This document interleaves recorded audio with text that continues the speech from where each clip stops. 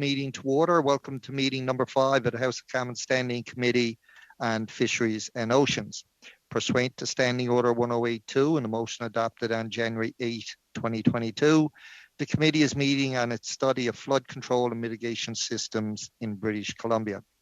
The meeting, of course, is taking place in a hybrid format pursuant to the House Order of November 25, 2021.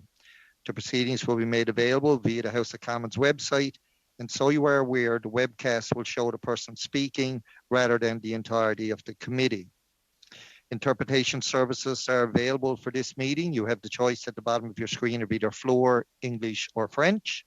Please inform me immediately if interpretation is lost and we'll ensure it is restored before resuming. The raise hand feature at the bottom of the screen can be used if you wish to speak or alert the chair. Before speaking, please wait until I recognize you by name, and for those by video conference, please click on the microphone icon to unmute yourself before speaking. And of course, when you are not speaking, your mic should be on mute. A reminder that all comments by members and witnesses should be addressed through the chair. I would now like to welcome our witnesses for today, of course, from the Department of Fisheries and Oceans, Sarah Murdoch, Senior Director, Pacific Salmon Strategy Initiative, Pacific Region, and Mr. Brad Fanos, Director, Fish and Fish Habitat Protection Program, Pacific Region. I also want to welcome, of course, Mark Strahl from Chilliwack Hope, and as well Ed Fass from Abbotsford, back to the committee. They've been past members on this committee, so welcome back, gentlemen. I'm sure everything West Coast is of the utmost importance to you guys as well, and look forward to your participation today. We will now proceed with opening remarks for 5 minutes. And I don't know if Brad or Sarah's doing the opening remarks. And I would like to remind members as well, when you're doing questioning, I will be very strict as possible on the time. I'll tell you how much time you have, and hopefully you live within that. I don't like cutting people off, but I will if I have to. So again, Mr. Chair, just yes, Mr. point of order, please, at the beginning. Don't worry, anybody. This is not a motion I want to put on the table or nothing like that. Don't ask for a recess. Je veux juste prendre quelques minutes. I just wanted to take a few minutes because I know that last week Ms. Desbiens wished me a happy birthday at the committee, so I would like to do the same because I hear rumors that it is her birthday today. So unlike you, I will not sing happy birthday. I am not really a great singer, but I do wish you a very happy birthday. And perhaps we can get you a new headset for your birthday for the next meeting. A very happy birthday, Ms. Desbiens. Yeah, and I'm sure that's from everybody to Ms. Desbiens. Happy birthday. And Serge, I'm glad you didn't sing happy birthday because we probably would take off our headpieces or earpieces if you start singing, and probably leave the meeting. But again, to Ms. Murdoch for 5 minutes or less, please. Thank you very much. Bonjour and good afternoon, Mr. Chair and committee members. My name is Sarah Murdoch, and I'm the Senior Director of the Pacific Salmon Strategy Initiative. My colleague and I appreciate the opportunity to appear before this committee today on behalf of Fisheries and Oceans Canada.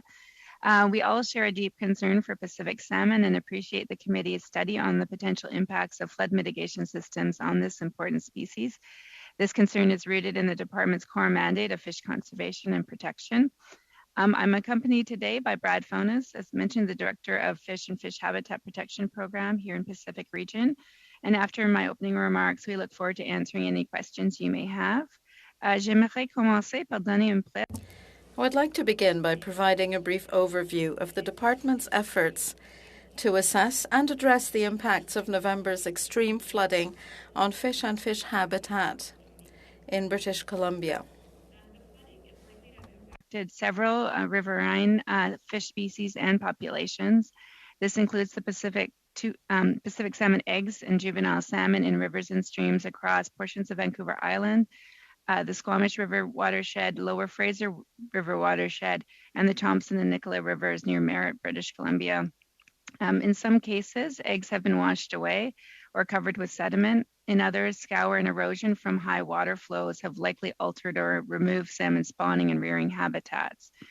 Currently, the department is working hard to assess and better understand the potential impacts to salmon and other species from the flood events. And following the spring freshet, which is when snow and ice melt into rivers and raise water levels and flows in early spring, the impacts will become more evident. That said, it may take several years to understand the full impact of the flooding to some Pacific salmon stocks, given their 2 to 5 year life cycle. Over the next few months, DFO will be continuing its stock assessment work while also prioritizing activities and actions to mitigate impacts and support restoration of fish and fish habitat.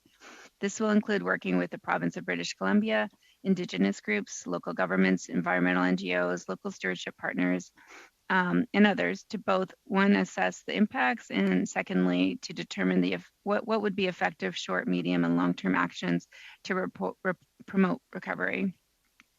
As well, DFOs will be continuing to provide strategic support regarding salmon habitat restoration opportunities for impacted habitat related both to natural river processes and also longer-term infrastructure rebuilding.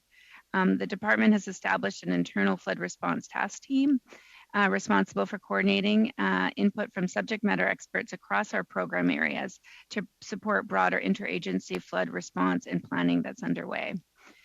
We are also reevaluating current restoration techniques and priorities to help ensure that going forward, salmon habitat restoration work in the future is able to withstand extreme weather and will support fish populations that may be vulnerable to climate impacts.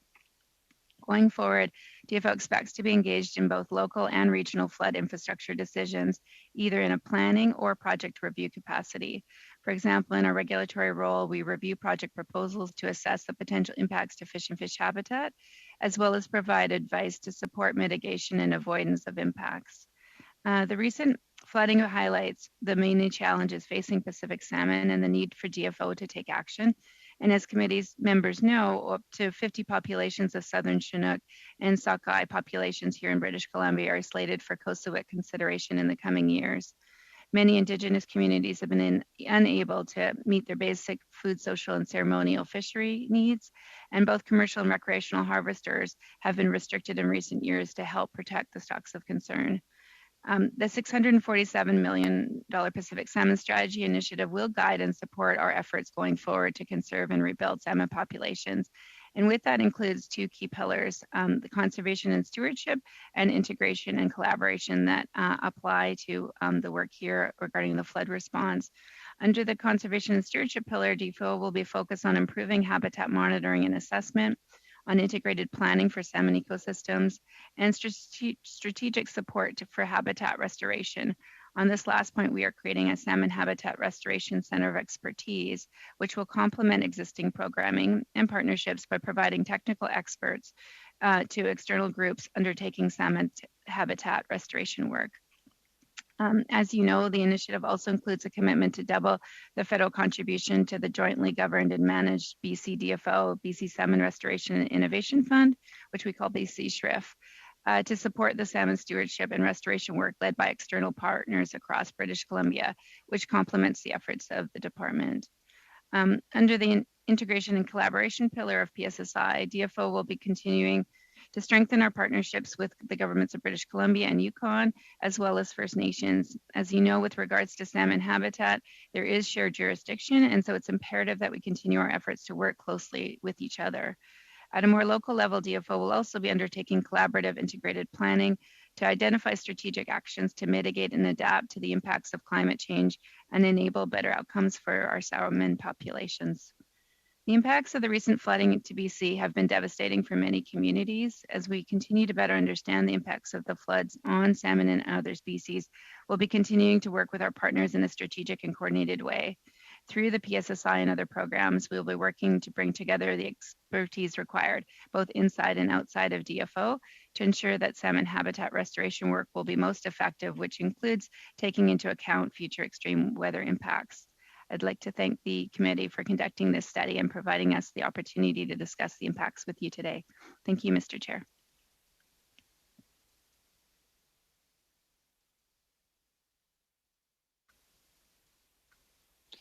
Computer not agreeing with my finger trying to get off mute. But anyway, thank you for that, Ms. Murdoch.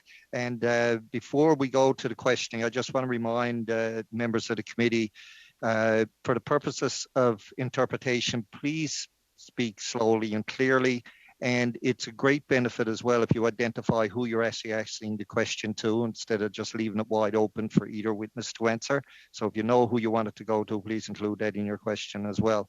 To start off, for 6 minutes or less, we'll go to Mr. Arnold. Thank you, Mr. Chair, and thank you for your opening presentation.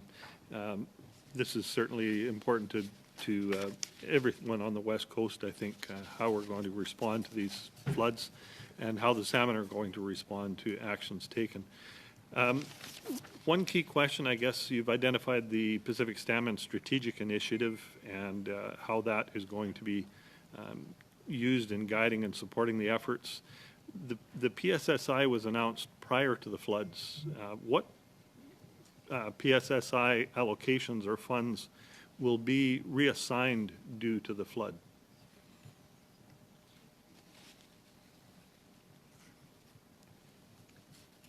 Thanks for the question. Mr. Chair, is it all right for me to answer?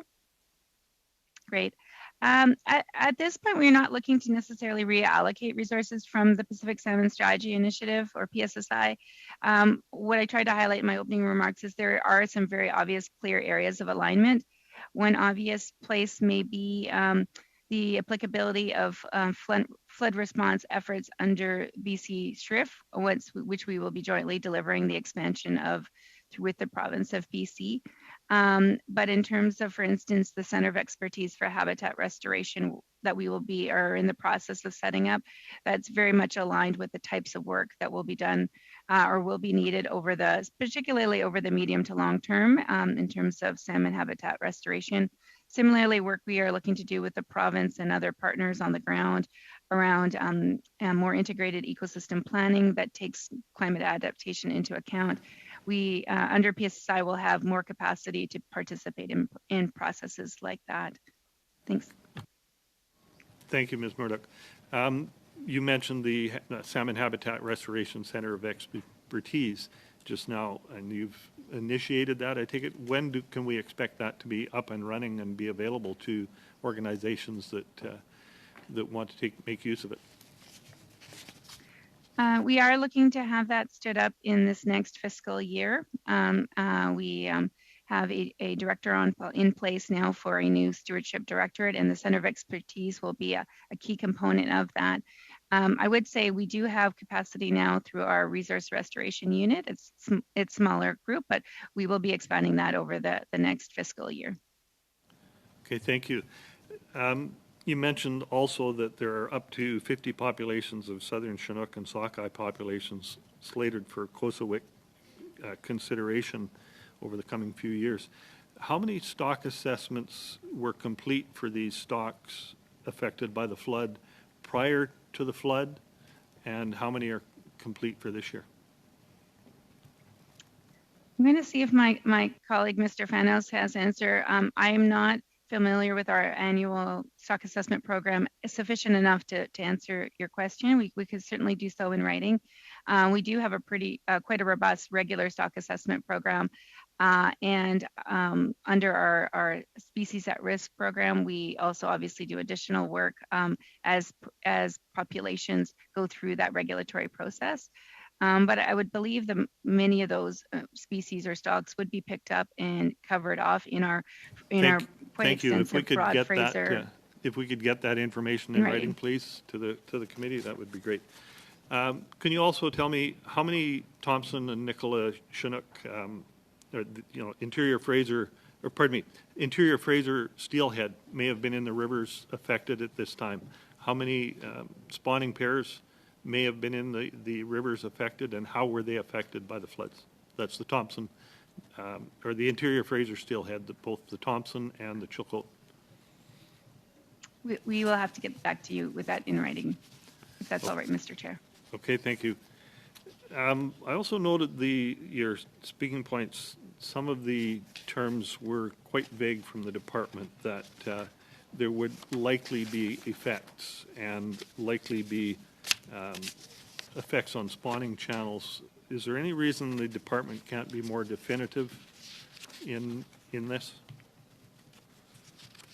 I'm going to ask my colleague, Mr. Fanos, who will do a better job at responding to your question, please. Yes, Mr. Chair and member, I think if I've got the question right, do you mind repeating the question? I think it was related to the restoration impacts of DFO type facilities, but do you mind repeating it, please? No, the question was, does DFO have estimates on the number of adult interior Fraser steelhead that may have been impacted by the floods? Yes, on that particular item, I think Sarah is accurate. We should be following up with the appropriate authorities. And I know BC in particular has management responsibilities for steelhead in particular. So we'd be coordinating with BC to get that information. And the other question was regarding the rather vague statements in here. One is that the flooding is likely to have impacted several riverine species. Is there a reason the department can't be more definitive? Yeah, no, absolutely, Mr. Chair. The response to that question would be clearly rivers are dynamic systems that go through these types of fluctuating water flows. This is a particularly severe event that occurred in the fall. And so the impacts are anticipated to be much greater, and we can see as such with some of the systems that we've seen, particularly in the Nicola, Chilliwack, Lower Mainland systems. And in understanding what these impacts would look like over time, we're going through a seasonal change in the hydrological graph. And so we're going to be looking at the spring as a bit of a trigger to see what the impacts may look like for channel morphology. The rivers change through the cycle of the year, and we're probably not likely to see what these impacts are until after the spring freshet, once we can actually see after the spring high flows, where we're looking at terms of the fish habitat and the features there. We will know, and we do know, the various restoration facilities and hatcheries that we're operating in terms of the nature of the impacts at those facilities, but the broader systems like the Nicola, Coldwater, Spice, for example, those would take a longer time to assess at different times in the year to understand what the nature of the impacts are. Thank you for that. We'll now go to Mr. Hardy for 5 minutes or less, please. Thank you, Mr. Chair, and thank you, Ms. Murdoch and Mr. Fanos for being with us. I'm grateful to the committee, by the way, for agreeing to do this and for making it our first study, actually, as we enter this new session. And the reason I thought that there was some time sensitivity to this was the fact that we were witness to damage to some of the flood control systems, particularly along the lower Fraser. And I was thinking that this obviously presented an opportunity to perhaps improve those systems on behalf of the salmon runs as they were being restored or perhaps rebuilt. And so I don't know if Ms. Murdoch or Mr. Fanos could answer this one, but what do we know about the extent of damage to the flood control systems along the Fraser? Thank you, Chair, and thank you, Mr. Hardy. As I mentioned, we certainly know there was impacts to salmon, particularly to salmon that was juvenile salmon, and Mr. Fanos can speak more directly to what we anticipate were the immediate impacts. Unfortunately, the actual, apologies, I just want to make sure, am I still connected? Yes, you are. And I was asking about the infrastructure, not the fish. And I apologize, my screen just went blank, but as long as you can hear and see me, that works. Yes, we definitely, in terms of our own DFO infrastructure, had some significant issues that we were not able to assess immediately just because of the emergency nature and the limit of ability and access to different sites. We are in the process of making immediate repairs there, as are others. Mr. Fanos is actually responsible for the program that issues some of the regulatory permits around some of the broader emergency flooding infrastructure that is being put in place immediately. And we are coordinating with those, I think primarily through the province of British Columbia, in terms of ensuring that the appropriate permitting is in place from a regulatory perspective around protecting fish and fish habitat regarding flooding infrastructure. But I don't know if I can pass it to Mr. Fanos, he might be able to expand on that. Yeah, I would actually appreciate that. What do we know so far about opportunities that exist to perhaps improve the flood control systems and make them more fish friendly? Right. Appreciate the question. And Mr. Chair, I guess addressing the committee on this question, Yeah, we know a fair bit. Certainly our program, the Fish and Fish Habitat Protection Program, has been working quite closely with a lot of the local municipalities and regional districts during the flooding events themselves to make sure that we were supporting them in terms of actions they were taking during the flood events to try and mitigate and avoid some impacts to fish and fish habitat while doing that important infrastructure repair work immediately in the time. Now we're moving into the recovery phase, and we know there's quite a large area in obviously the Sumas and Chilliwack areas that we're going to need dike repairs. There's many floodgates which pass water from either the Fraser River into the various systems. These are critical areas for fish passage and access issues, as I'm sure well aware. And so there's an opportunity as we're doing these upgrade works in the coming weeks, months, years, frankly, to continue to work with those various local governments in the project review functions, as Sarah indicated, but also proactively just trying to ensure the best practices. Many of these features were developed 50 years ago or longer. And so the design features for fish-friendly aspects weren't necessarily available. So there's a tremendous opportunity, and we will be working with local governments and the British Columbia government for all those opportunities as we're starting to rebuild for the fish-friendly. And I should note, there's been a tremendous amount of work by the ENGOs, people like Watershed Watch Society, for example, who've done a very excellent job working with others to sort of prioritize and understand the number of flooding infrastructure issues and where there's opportunities and priorities related to improvements for fish and fish habitat.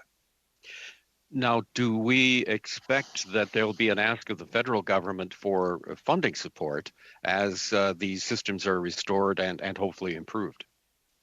Ms. Murdoch, perhaps that's best to you. At this point, as Brad said, we're working closely with our provincial and local government colleagues, and obviously there's been a significant amount of federal funding provided to support the emergency response writ large. So we want to make sure that funding is done in a way where DFO is participating and informing the spending of that money as much as possible. We've not had any specific conversations regarding specific, I guess, salmon-friendly projects per se. Other than I think some very preliminary conversations around the fact that type of work would likely be would definitely be eligible under our BC Salmon Restoration and Innovation Fund. Thank you. Now, we also saw flooding events in Merritt and in Princeton. And so if there were no flood control measures, say, for instance, on the Coldwater River or the Nicola or the Similkameen, I would imagine we can expect some then to be put in place. Do you know what the status of any flood control measures that were there, or were they just basically non-existent prior to the flooding incident? Mr. Fanos, would you know this? Yes, the various systems you've indicated, whether it's the Merritts in the Merritt area in particular and around Similkameen, around Princeton, most of those features aren't quite the same as the Lower Mainland, where you saw lots of agricultural activity and lots of heavy diking. There are dikes in those particular areas, and we've had some works that we've supported through our regulatory functions to support repairs to those. But the kinds of access issues that you see in the Lower Fraser are quite different when you move into the interior. The Coldwater and the Nicola or more natural systems with some diking, but not necessarily the degree of which that you're seeing in the Lower Mainland. So still some opportunities there to improve dikes, have setbacks, allow better habitat channelization and riparian to support fish and fish habitat. So opportunities are there. They're probably different, more around channel morphology and trying to improve conditions within the stream for fish and fish habitat. So a little bit different in terms of the nature of opportunities that you might see in the Coldwater and Merritt systems versus what you might see in the Lower Mainland. Great. Mr. Chair, I think I'll end Thank you, my Mr. Hardy. here. Yeah.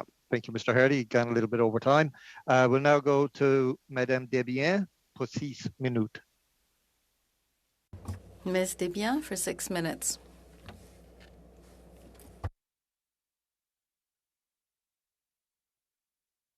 You're on mute. I still don't have my headset, so I will exchange my turn with my NDP partner. My headset will be here in a moment. Okay, thank you. We'll go now to Ms. Barron.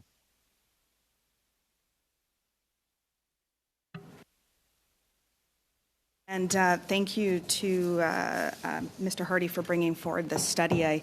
As a resident of British Columbia and as somebody who's representing the constituents of Nanaimo Ladysmith, this is clearly something very important that's impacted British Columbia this year. I appreciate the information that's been brought forward, and I have a bunch of questions. Clearly, I won't have time to get to all of them, but the first thing I wanted to ask about is when we talk about solutions and building flood mitigation infrastructure, we often talk about intensifying what we've already built with human grey engineered solutions. Alternatively, in my riding, the City of Nanaimo has done a lot of work to make sure that we consider the natural infrastructure we have around us. For example, Buttertub's Marsh Conservation Area is evaluated as being worth $10 to $15 million as part of our storm surge infrastructure, while providing a habitat for birds and an entire natural vibrant ecosystem. My question is, as we're building from this extreme flooding event, I'm wondering how the government is helping communities ensure natural infrastructure is prioritized and enhanced as we try to balance salmon populations with protections for our communities.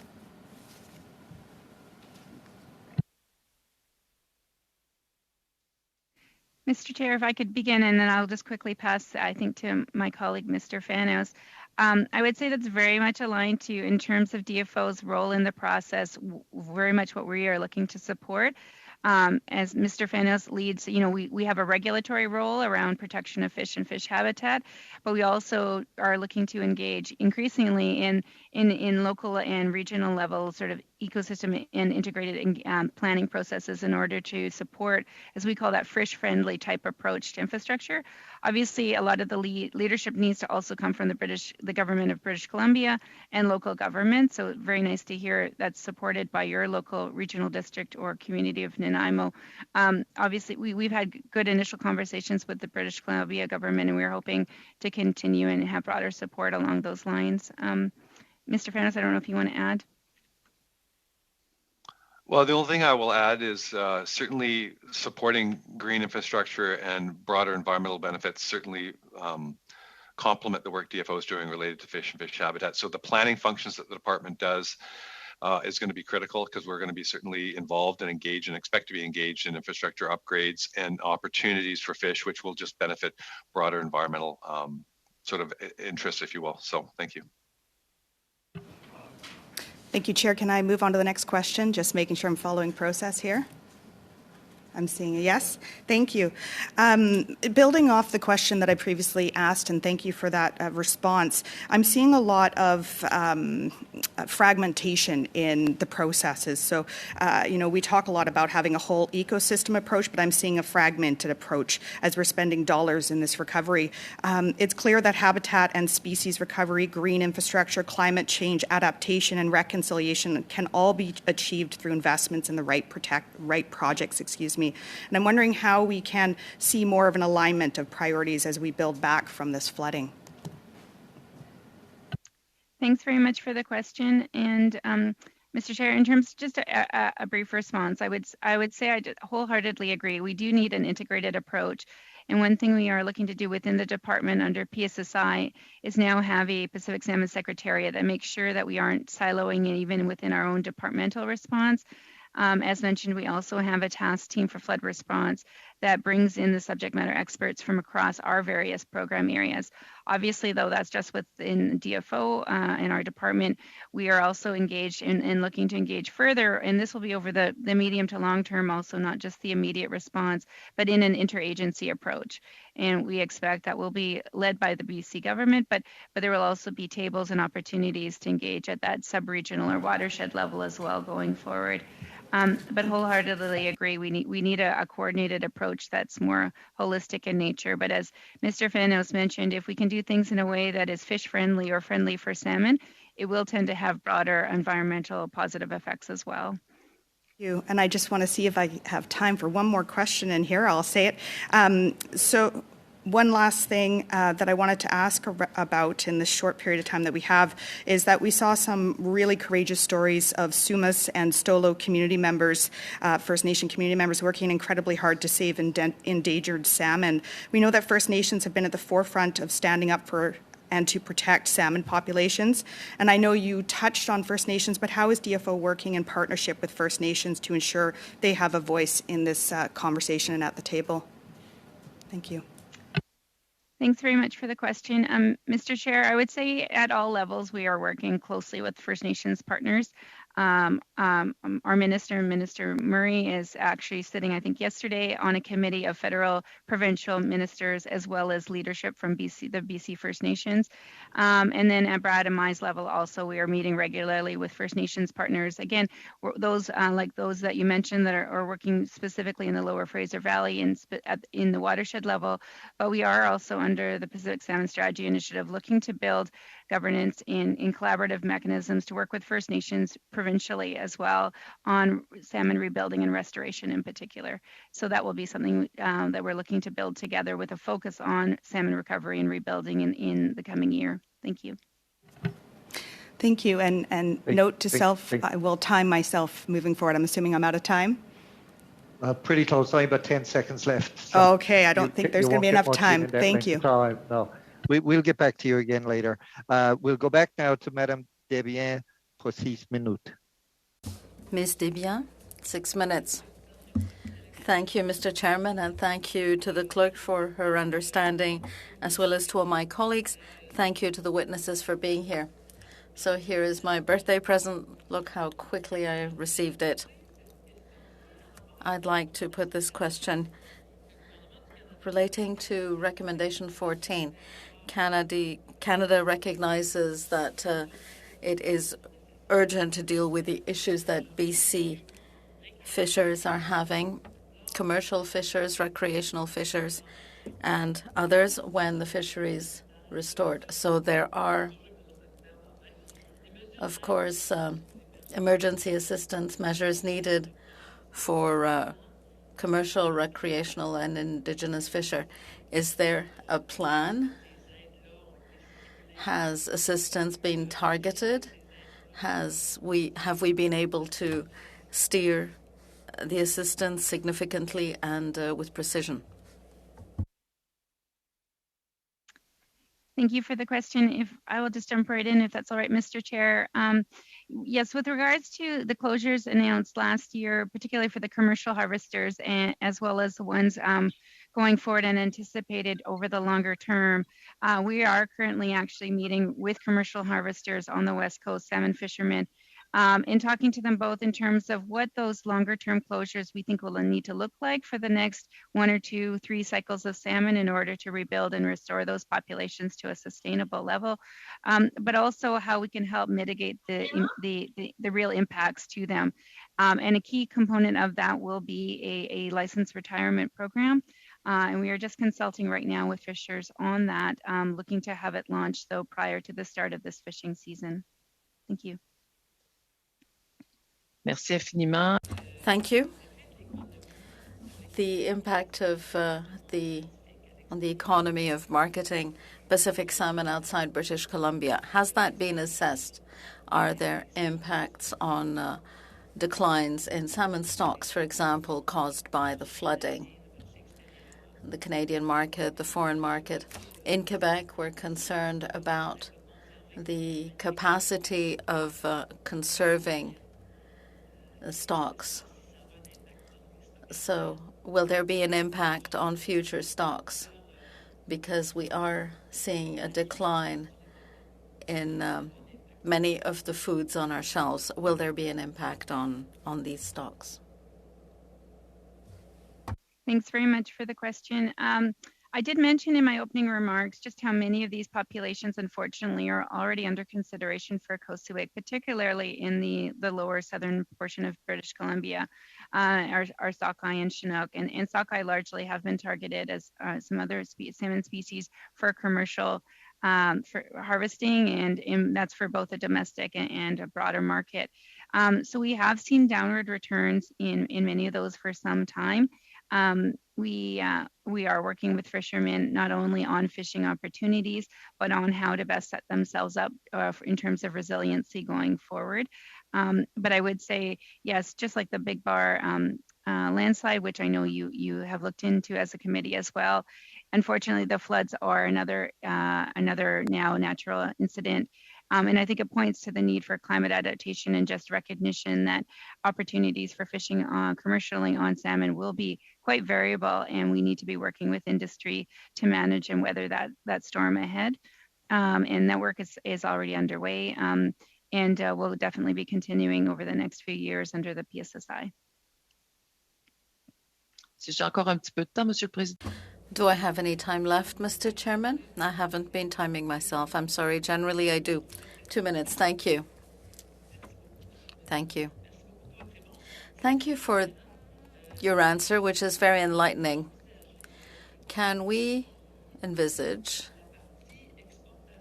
a situation in which the export portion of our resource bank could be reduced to make up for demand in the country and in Quebec, for example? Is any consideration being given to reduce our exports so that we have enough salmon here? Is this under study or under consideration? Thanks very much for the question. I may need to get back to you if that's all possible in writing regarding that specifically. I'd like to talk to or discuss with my fisheries management colleagues. I would say that salmon over the last several years has become a smaller and smaller share of the fish harvested on the West Coast. Obviously, it has a huge cultural and historical importance. And important to First Nations and commercial fishers as well as recreational fishers. But in terms of the overall share percentage that it represents in terms of commercial harvest in GDP, that has reduced quite significantly. So I think there is a story here around diversification into other products and other fisheries. But in terms of the actual breakdown of sort of export versus domestic consumption of our Pacific salmon, I'd like to respond in writing if that's okay. Okay. Thank you, Madame Desbiens. We'll now go to Mr. Fast for 5 minutes or less, please. Well, thank you to our witnesses for appearing. Ms. Murdoch, I want to talk about dredging. Although the flood devastation in the Fraser Valley was immense, it could have been so many times worse had the Fraser dikes been breached by this atmospheric event. Your presentation addressed the steps that will be taken to restore and protect fish habitat effectively after the fact. The focus of the study is actually, and I quote, risks of flood control mitigation systems posed to wild salmon runs. The Fraser River dikes, they run all the way from Hope down to Richmond. And if they breached, the devastation would be of many orders magnitude greater.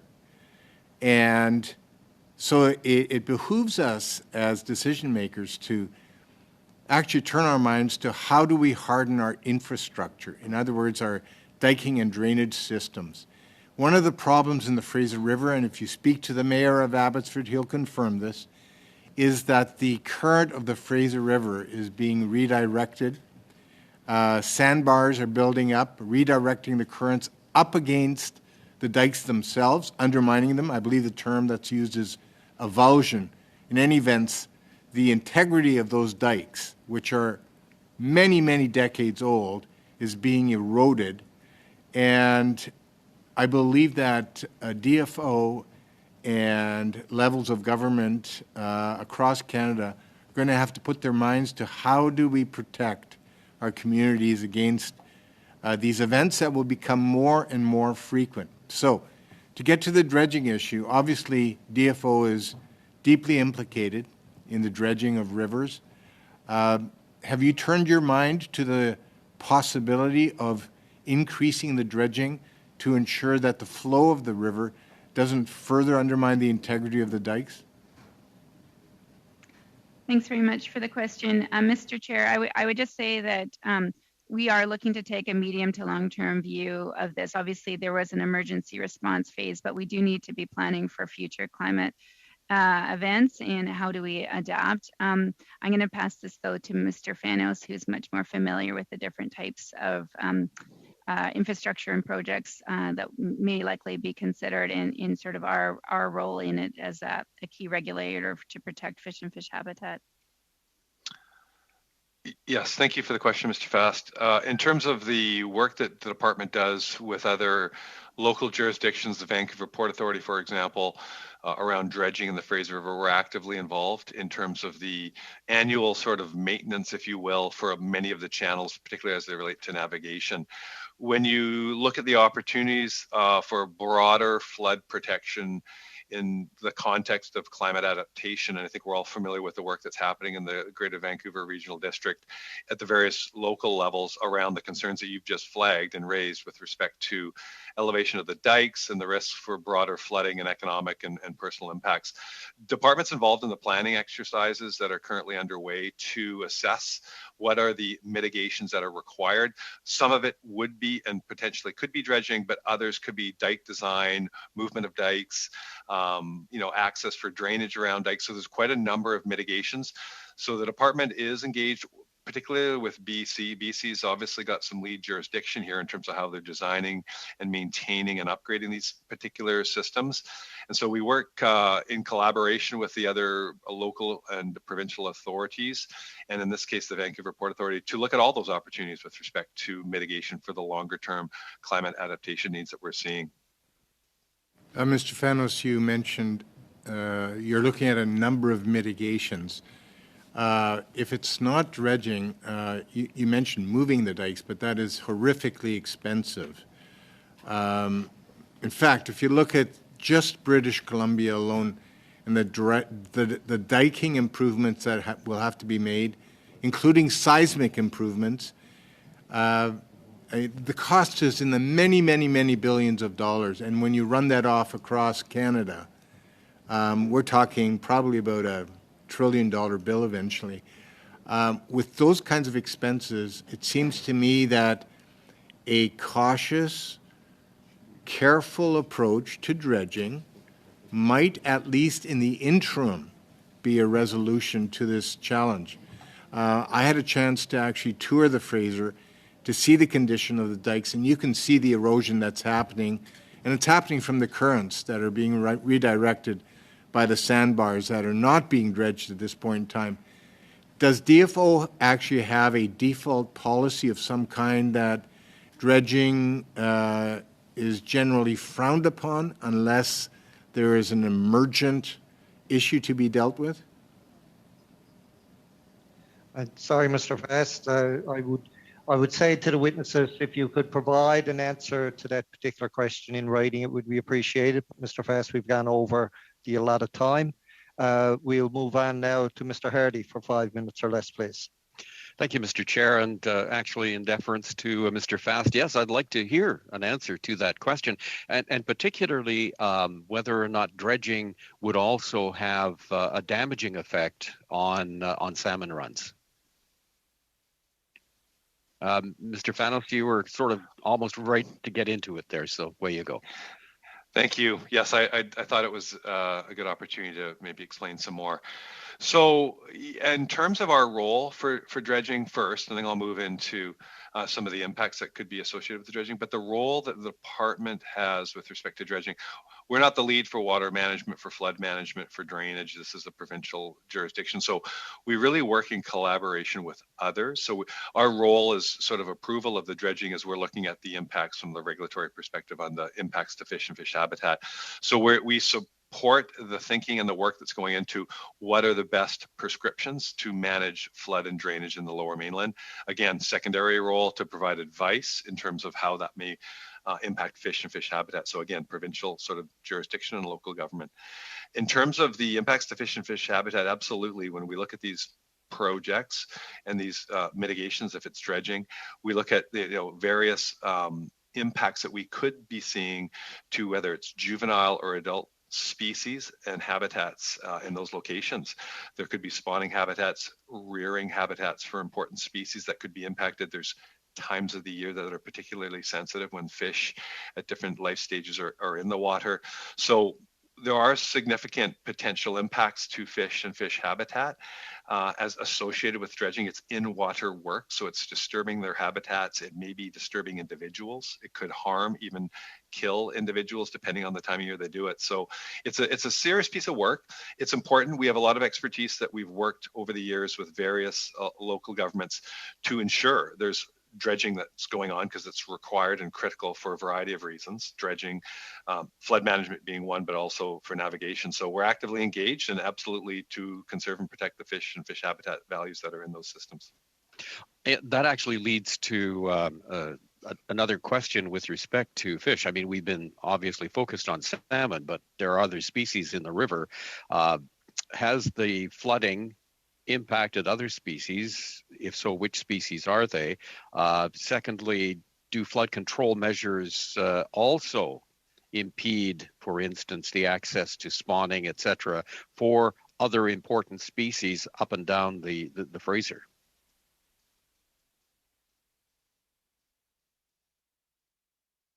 Sorry, you can take that one, Mr. Fanos. Yeah, absolutely. Thank you. So other species, absolutely. We certainly have a keen interest, as you know, with the salmon, but there are other species, freshwater species. There's sturgeon. There's actually SARA-listed species in sumas, for example, with Nooksack dace and Salish sucker. So there's other species that are potentially impacted from the flooding events.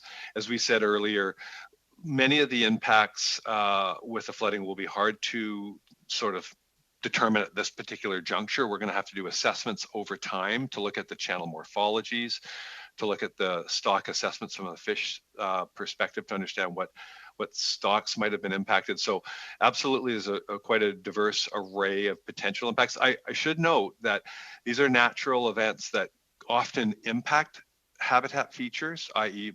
scalping gravel away that fish might want to spawn in, but they also generate new habitats, off-channel habitats, spawning habitats. So there is a positive and a potential negative feature to these kinds of hydrologic events that you're seeing. And in terms of the mitigation, yes, the Fraser, as you've kind of alluded to, is a critical migration corridor for many upriver salmon species, not just salmon, not just Pacific salmon, but also with resident species as well.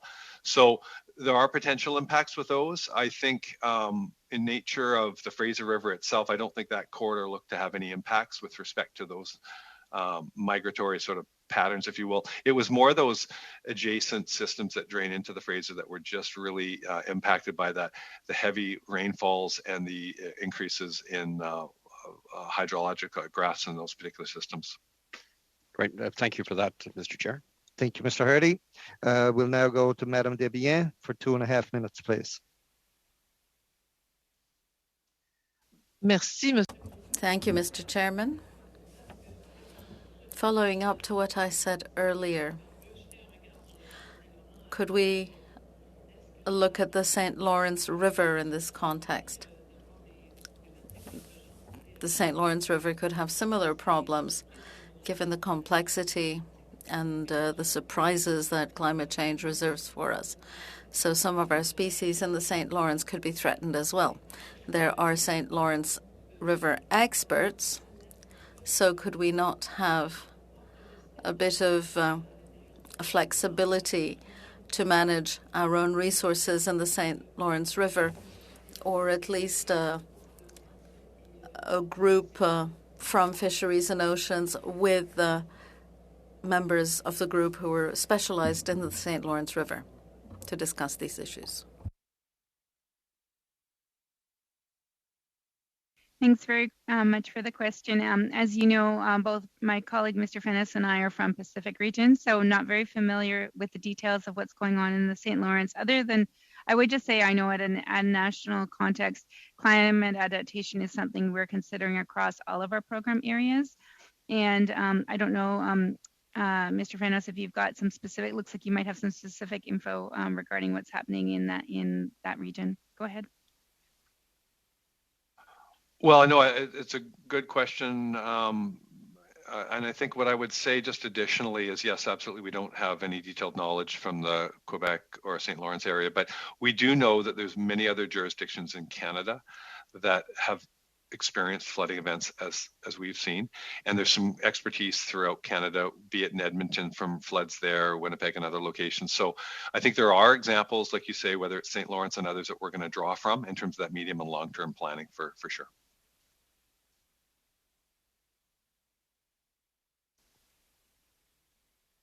Thank you, Madame Devian. There's 20 seconds left, but I don't think that gives you much time to get a question and an answer. Thank you.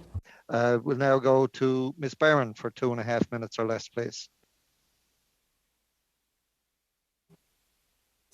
Sorry, I had to get my button there. So one of the concerns that has been brought forward to me is around the potential introduction of petrochemical and other toxins into salmon habitat as a result of the flooding.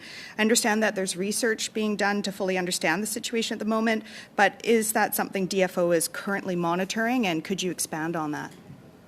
Thank you. Mr. Fenniston, yeah, go ahead.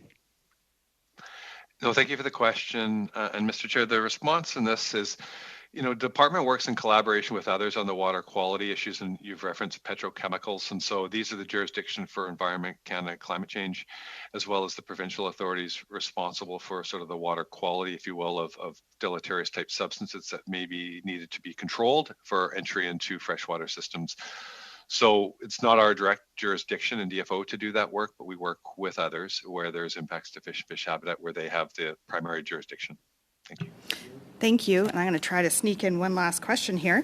But this is around disaster funding support from advocates. And I'm hearing that a lot of times fish-friendly infrastructure has larger sticker prices attached. And I'm wondering if the DFO will adjust the funding criteria for flood control infrastructure projects to ensure federal dollars are not spent on projects that block access to fish habitat or on pumps that kill salmon.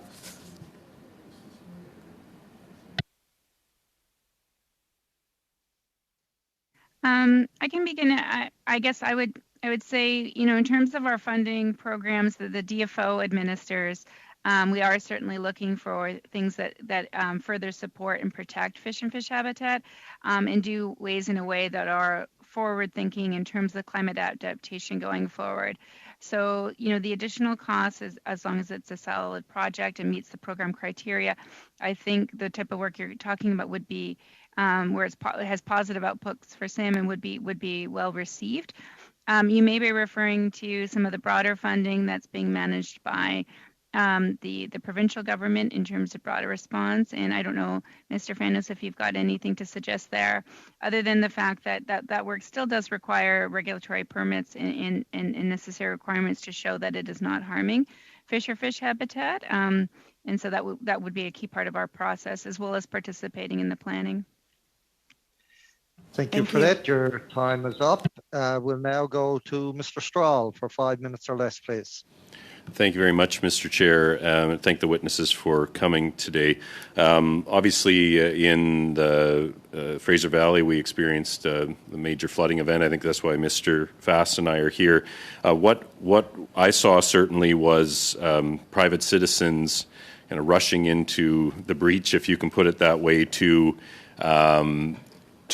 not only help with search and rescue and animal rescue, etc., but shortly after the Fraser Valley Angling Guides Association, professional guides, use their own boats, their own fuel, their own expertise to rescue not only salmon, but stranded salmon, but stranded sturgeon as well, endangered species. And I'm just wondering if you have reached out to those groups that did incur significant costs and used a significant amount of time to compensate them for their efforts to save our precious salmon and sturgeon resources that were impacted so drastically by that flood event. Good question.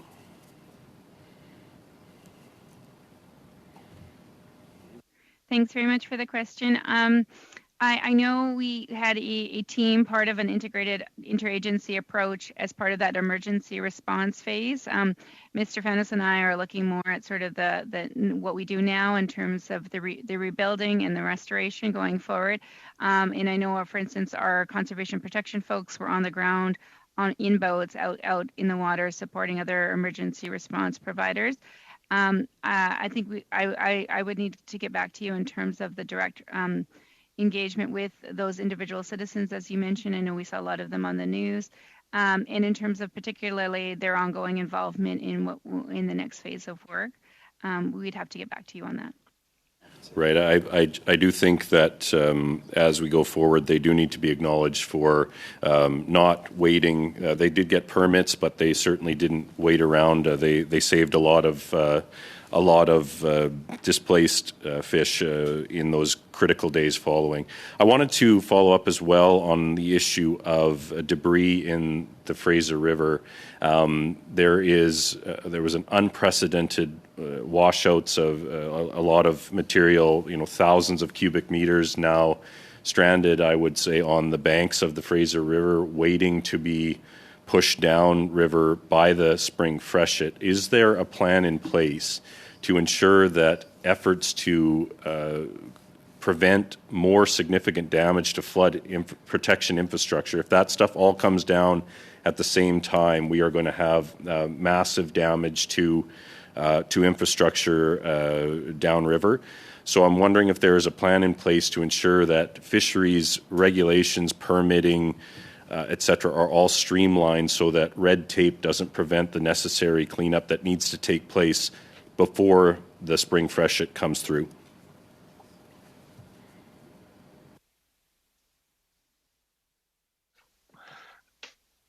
I can take this question, Sarah, if it's appropriate, Mr. Chair.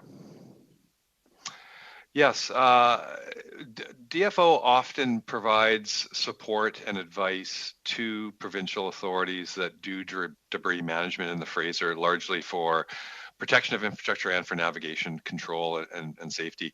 So we will continue to provide advice. I think you make an excellent point in terms of the streamlined process, so you're familiar with it, the process is there. And as we've done with the flood works in the November, December, our teams were actively involved with all the local authorities and the people needing to do the work to make sure that we had timely responses. So we'll continue that work in the spring. As Sarah indicates, this is work that's going to continue over the next several weeks and months and perhaps even years. So we'll be making that a priority for sure.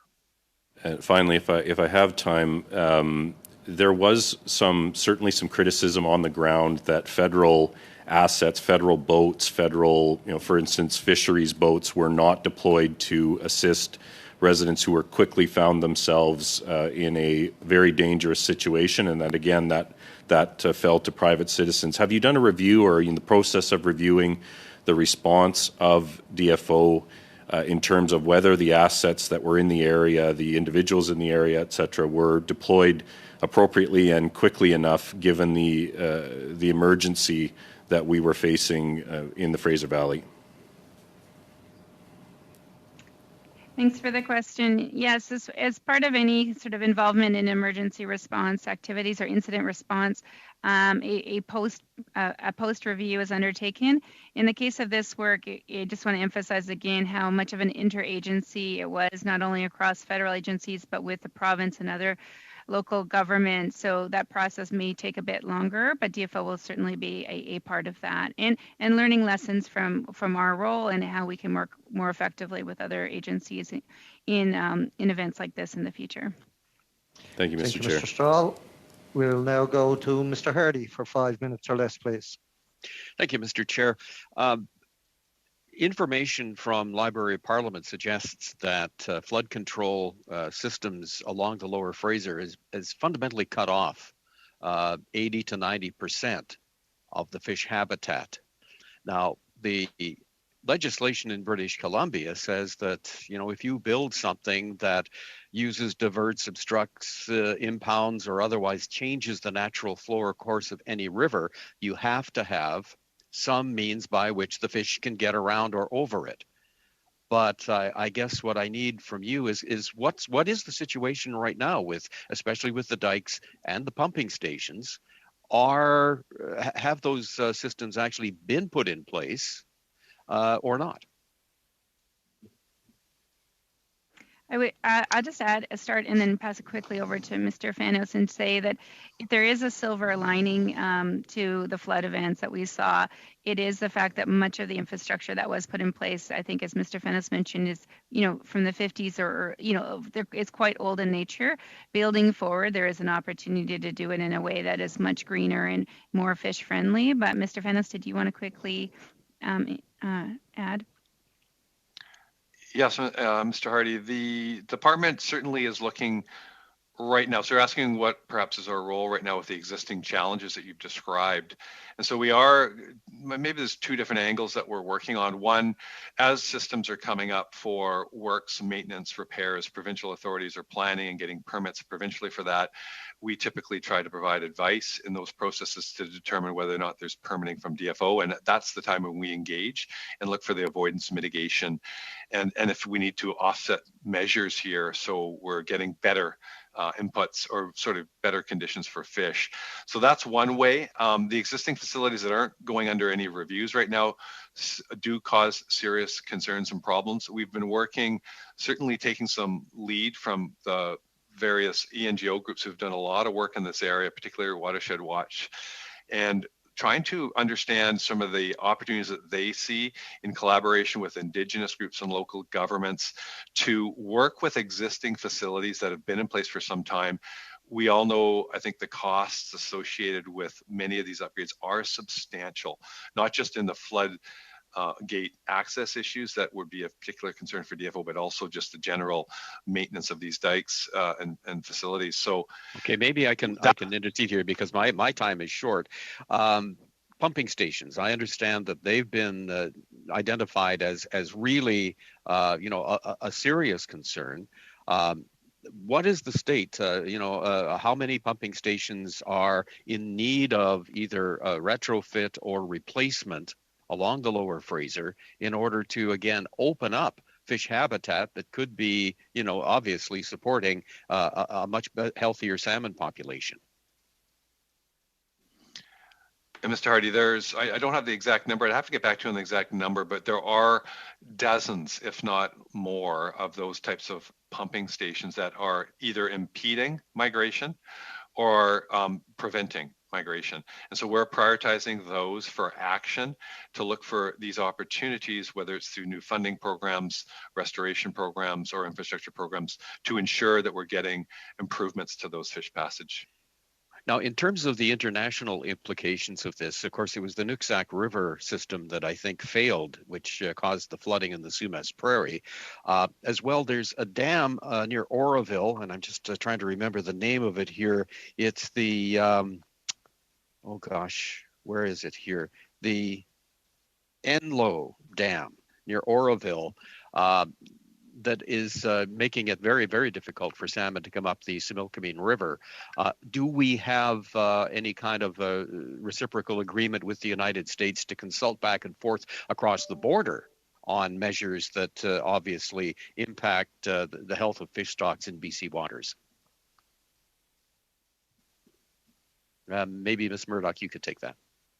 Yeah, we definitely do have international arrangements, particularly with the U.S., given the migratory nature of salmon. There's the Columbia River Treaty process. There's obviously the Pacific Salmon Treaty process more broadly. I am not familiar enough to be able to speak to exactly what's happening regarding the Similkameen and fish migrating there. So I will have to get back to you in writing on that, Mr. Hardy. Good, thank you for that. Thank you, Mr. Hardy. We'll now go to Mr. Zimmer for 5 minutes or less, please. Thank you, Mr. Chair. And I'm going to try and make my questions as brief as possible to get through as many as I can. What role did the department take during the recent floods directly? And I'm not talking about the Vancouver downtown office. I'm talking about on the water, on the ground.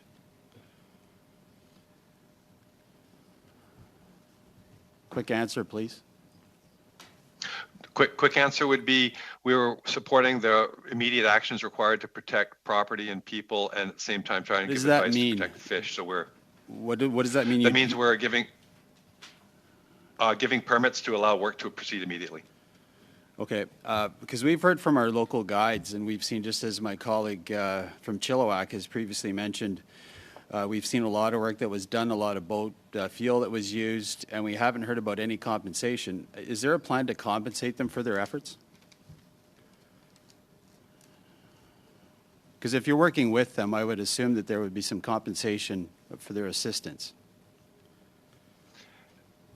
Yeah, I can't, we'd have to take away on that. I don't have any information that would suggest we've compensated any of those people that have done work you've described. Okay, and thanks for that. I guess I would go ahead quickly.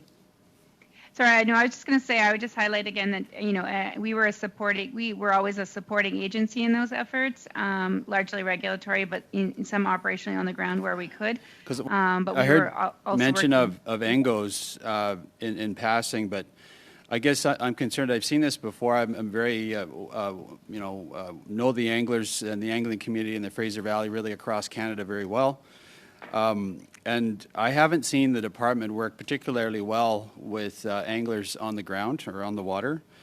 What role will the department take in working with volunteers? Because we see some of the best work done by volunteers. We see salmon restoration happening, again, unpaid, yet we've heard record amounts of money getting dumped into the DFO, and with little showing up on the water to help the efforts of the volunteers.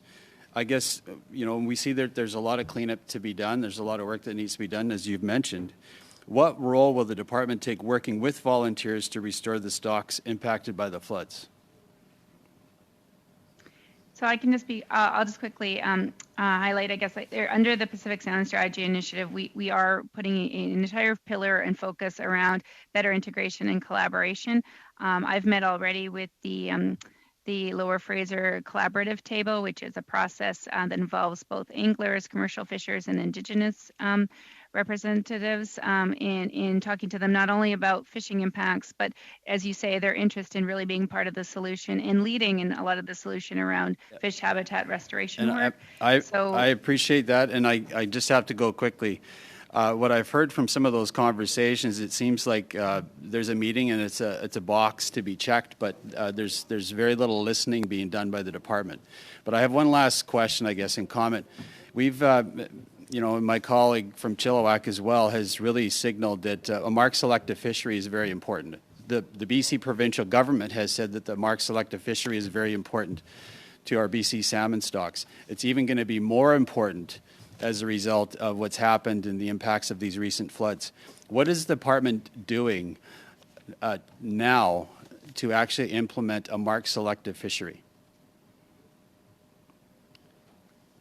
I can quickly take that and say that one of the key areas and one of the key requirements for considering expansion or further mark selective fisheries is having the mass marking occurring and in place at our hatchery facilities. And under PSSI, we are... Because we've heard this, we've actually seen this conversation has gone on for 20 years. And considering doesn't mean anything, frankly. I want to hear, because we actually heard that somebody was supposed to be appointed as a director to oversee the process of establishing the fishery, and you're saying it's just kind of a thought. What is substantively being done to implement a mark selective fishery in BC? We are in the process of increasing our capacity to do mass marking. That is a key fundamental piece, which means where we mark the fish so that they could be fished in a mark selective fishery. That's a key initial first step. It will allow for where we can do it without impacting wild stocks, consider mark selective fisheries. But it also has a broader benefits in terms of our timeline of when that actually is going to start. Do you have a timeline? We are looking to expand our mark selective fishing, mark selective capacity going forward this coming year. But there is a number of ongoing conversations required with industry around where we can move forward on those mark selective fisheries proposals in a precautionary way. So that work will have to certainly happen in Washington parallel. State, it's been done successfully for many years. And thank you, Mr. Zimmer. Thank you. We went a little bit over there. We'll now go to Madame Desbiens. No, sorry. I'm looking at my sheet wrong. We'll go to Mr. Hanley for 5 minutes or less, please. Thank you, Mr. Chair, and thank you to our guests, witnesses for coming in today. I'm learning a lot. Ms. Murdoch, I know the Pacific Salmon Strategy Initiative covers Yukon as well as British Columbia. And I know that while we're here to discuss the impact of flooding and climate change on salmon stocks in BC, in Yukon, we also had flooding and high water, and we have with effects on the salmon, and we have experienced consistently poor salmon runs in the last few years. I was wondering if you could comment either now or later in writing on how you're approaching implementation of the Pacific Salmon Initiative in Yukon, and how you're working with Yukon government and Yukon First Nation governments, particularly in regard to climate change effects, including flooding and high water, and regarding salmon stocks in the Alsek and Yukon rivers. Thank you. Thanks very much for the question. As you highlighted, the focus today has been on British Columbia, but the Pacific Salmon Strategy Initiative does apply to the Yukon territory as well. We've had initial meetings with the Yukon government at sort of the deputy level and below, just socializing this new direction for the department, and a real trying to focus on, as you say, understanding the climate effects on salmon and salmon habitat, and looking at opportunities for rebuilding and recovery. Because of the post-treaty context up there, a key important first step that we have begun is to meet directly with First Nations in the Yukon to talk about where we have shared priorities and how we can move forward on that. That conversation is expected to continue over the next few months. And we also have a unique process there that reports directly to our minister called the Yukon Salmon Subcommittee, which was created under the umbrella Yukon Agreement. We are looking to work with them and get advice from them also on how best to implement the PSSI, as we call it, up in the Yukon. So those three, I guess, groups are key to, I think, identifying the shared priorities for how PSSI can be implemented up in the Yukon context. Thank you very much. And secondly, knowing that, to follow up on Mr. Hardy's question about international agreements, and knowing that there is a Yukon River Salmon Agreement, and how does your department work with the United States in addressing ongoing stock management and mutual threats related to climate change and flooding? Again, noting that this is a significant concern, particularly in our First Nation communities. Yes, thanks for the question. And for those that don't know, one of the key factors in our salmon health in the salmon escapement in the Yukon context, it depends on our partnership and collaboration with Americans, given how the fish migrate. I will have to respond in writing. I'm not the lead on those Pacific Salmon Treaty negotiations or implementation, and I know there is quite an extensive amount of work that's underway. So I'd rather, if that's all right, respond in writing with their support. Yeah, much appreciated. That would be great. Thank you. And those are my questions. Thanks. Thank you, Mr. Hanley. We'll now go to Madame Debienne for 2.5 minutes, please. Thank you, Mr. Chairman. Once again, I'd like to thank the witnesses. What a tremendous wealth of knowledge they have, and we really appreciate it. We were talking about groups, having small local groups in the Yukon, for example, to gain more knowledge about the environment from the community. I've also seen that this is recommendation 6 of the 32 recommendations. I know there are many. I'd like to know, and well, these recommendations were made before what happened in the Fraser River, but what are the recommendations in place that could be useful to stave off problems in the future?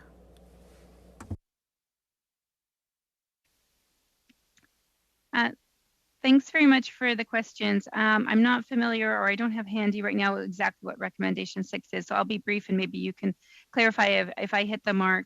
But one of the key aspects of the Pacific Salmon Strategy Initiative moving forward is a recognition that the federal government, and DFO in particular, will not be able to stem the declines we're seeing in Pacific salmon alone. We have over 200 First Nations across BC and Yukon, for which many are very passionate and have a huge historical tie in social and economic importance with salmon. We've also got, I think it's approximately 30,000 stewardship volunteers that spend their own volunteer time and hours working on salmon-related projects. We need to harness that, as well as Mr. Fanos spoke to, and I spoke to, the fact that addressing salmon habitat in particular requires a multi-jurisdictional approach with the province of BC.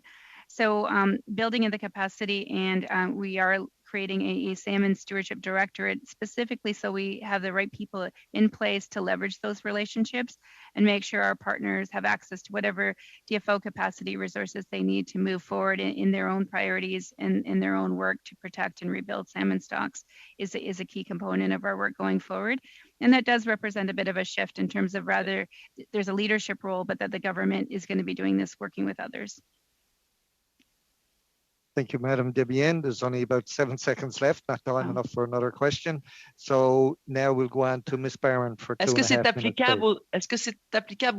Is that applicable to the St. Lawrence, this kind of approach, method? I'll come back, Mr. Chairman. Thank you. Ms. Barron for 2.5 minutes, please. Thank you, Chair. That was a good use of 7 seconds. My questions are definitely a bit of a theme here. I am really trying to understand better what the infrastructure will look like as we move forward in developing systems. In particular, I'm wondering, in February 2021, the Union of BC Municipalities Executives endorsed a resolution around flood mitigation through green infrastructure and natural assets, which calls for the restoration and protection of salmon habitat compromised by outdated flood control systems.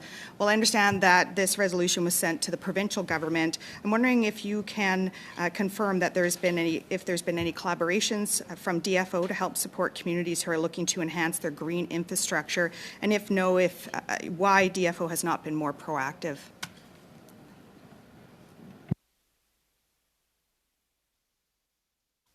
I can take this, Mr. Chair. Thank you for the question. In terms of the green infrastructure work that's happening at many different jurisdictions, DFO is engaged and involved from a planning perspective to provide advice as we can with respect to the green infrastructure for fish. So we absolutely are engaged. I think there's work to do, and I think as Sarah Murdoch and I have indicated that through programming, whether it's PSSI or existing program, we're going to continue our efforts to more proactively work with others, particularly leading those infrastructure upgrades to ensure and facilitate the green outcomes. So I think you're going to see a lot more probably movement in the coming months and years on that front, and DFO is well positioned to support that. Thank you. Thank you.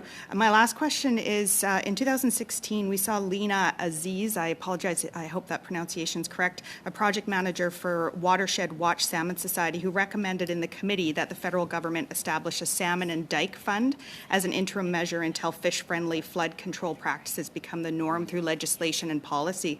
I'm wondering, in the last 6 years, can you point to how DFO has shifted its approach in light of this information? I'll take that, Mr. Chair. Thank you for the question. Yes, Watershed Watch, I must say, has been doing some tremendous work, and Lena, you've referenced there as being one of the leaders there. And in terms of the funding opportunities, I don't have any indication from my particular programming around that item. But one thing that has happened over the last 2-3 years in particular was the updated Fisheries Act, as you know, in 2019. That positioned us to do more investments with staff and resources to support this proactive planning piece that you're referring to, as well as the PSSI. So that's kind of what's been happening over the last few years, is implementing new programming to be more proactive, to have better outcomes for fish. Thank you, Ms. Barron. We'll now move on to Mr. Arnold for 5 minutes or less, please. Thank you, Mr. Chair, and thank both witnesses for providing what they're able to. Ms. Murdoch, in your opening remarks, you said that flooding is likely to have impacted fish species, and then in some of the testimony, you said definitely impacted. I'd like you to, my ask would be that you define what impacts DFO has measured or being provided by other parties, and just ask that you provide that, or the department provide that to the committee in writing, please. So more onto a question now that you might be able to answer here is who at DFO Pacific is responsible for leading DFO's response to the flooding impacts, not to the flood itself, but to the impacts and restoration? Who at DFO would be responsible for that? Thank you very much. And yes, happy to respond on the more technical aspects in writing.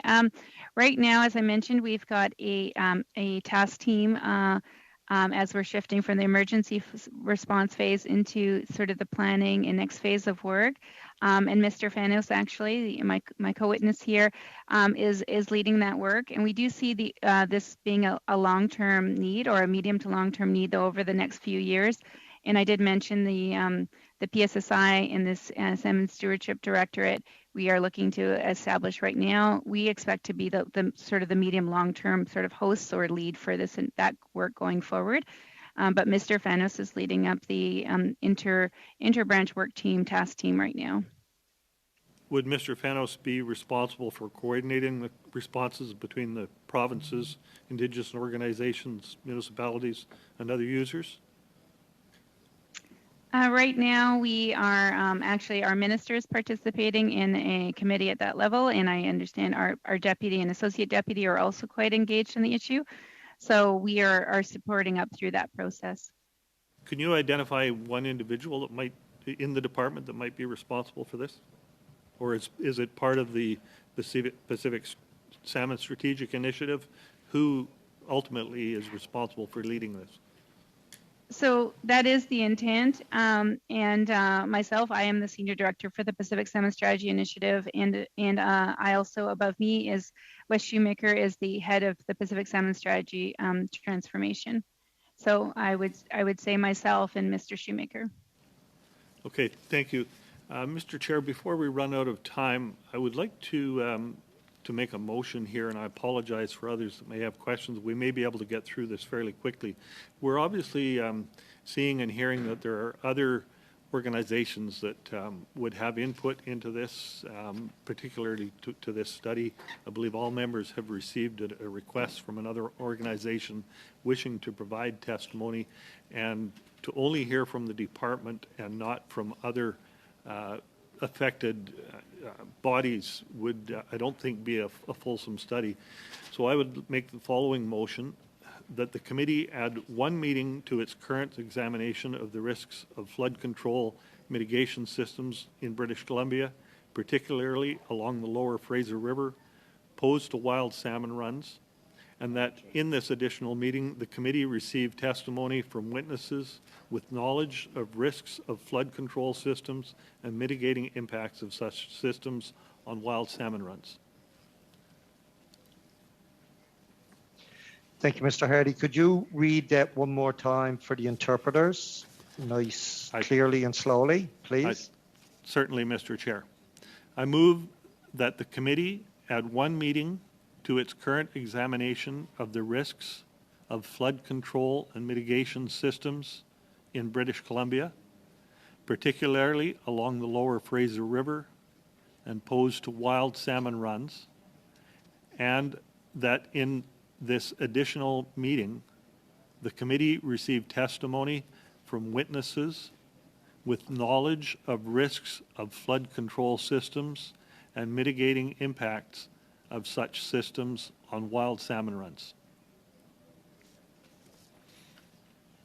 Thank you, Mr. Hardy. And I think you did say that it was being sent to the clerk to distribute. I believe it is, yes. Okay, thumbs up, Ms. Gann. She's got it sent from the clerk to that the members. she's received it.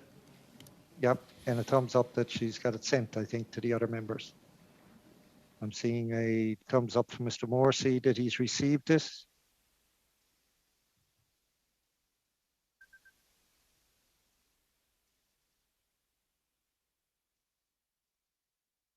Everybody receive it?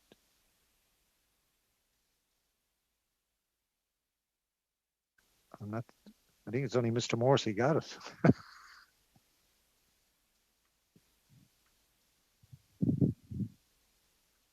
Okay, Madame Debienne has thumbs up. Mr. Callaway.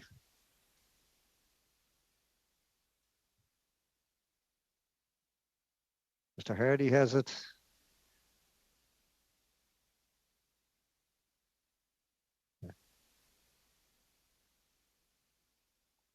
Mr. Serge, have you received it yet? Okay. So it looks like everybody has received it. I'm not hearing anybody say no, they haven't. I presume everybody in the room has received it as well. Okay, any discussion to Mr. Hardy's additional motion? Not Mr. Hardy's, Mr. Reynolds. Mr. Hardy. I'll take credit. Yeah, thank you, Mel, for that. I would like to offer a friendly amendment to Mr. Arnold's motion, simply adding to it the following. And that the chair issue a letter to the minister outlining the key issues requiring her oversight. Okay, read it one more time, Mr. Hardy, to make sure the interpreters are good with it and everybody has heard it. That came from Mr. Arnold. No, it didn't. And that the chair issue a letter to the minister outlining the key issues requiring her oversight. Okay, we've all heard the amendment.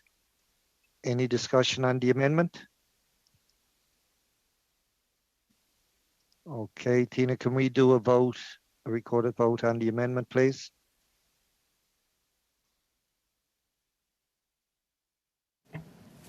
Thank you, Mr. Chair. On the amendment of Mr. Hardy, Monsieur Cormier. Wait. Mr. Hanley, Yes. Mr. Hardy, Agreed. Mr. Kellaway, Agreed. Mr. Morrissey, Agree. Mr. Arnold, Agreed. Mr. Perkins, Agreed. Mr. Small, Agreed. Mr. Zimmer, Agreed. pardon?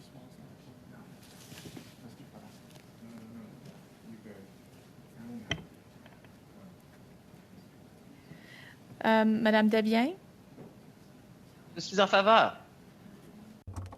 In favor? Ms. Barron, Agree. 4. Yeas pour 11.